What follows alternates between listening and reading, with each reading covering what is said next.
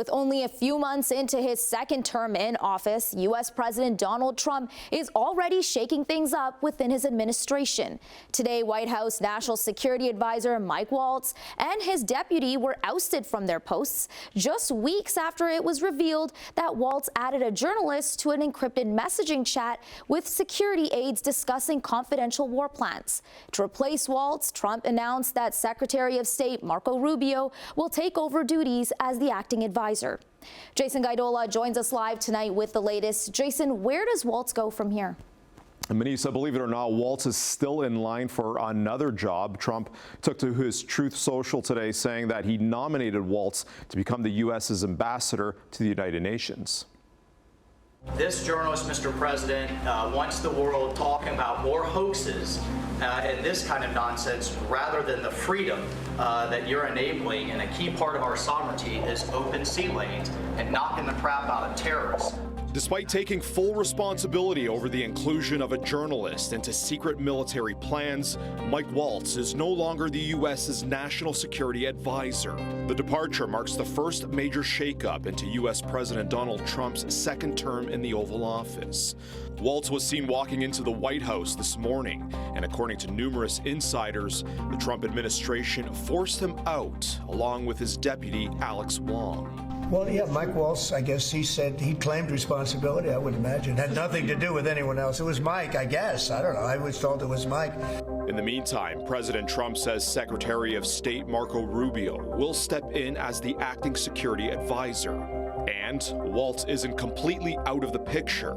Trump took to his Truth Social today saying, "I am pleased to announce that I will be nominating Mike Waltz to be the next United States ambassador to the United Nations. From his time in uniform on the battlefield, in Congress, and as my national security advisor, Mike Waltz has worked hard to put our nation's interests first."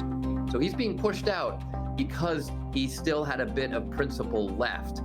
And it's a sad moment, I think, for Mike Waltz, than rather resign on principle and say, look, I'm just not going to compromise my integrity anymore to work for this president. He's actually taken a booby prize in being the UN ambassador. Waltz came under scrutiny back in March after it was revealed that Waltz included the Atlantic journalist Jeffrey Goldberg to a private text chain on the app Signal. The encrypted messaging chat was used to discuss sensitive military operation plans against Houthi militants in Yemen. Made the decision that the technical aspects of this, including what kinds of weapons packages, the attack sequencing, and so on, that's not necessarily in the public interest. What's in the public interest is that they were running a war plan on a messaging app. Trump defended his now former aide and downplayed the security risks. Waltz maintains the inclusion was a mistake and that he did not know Goldberg.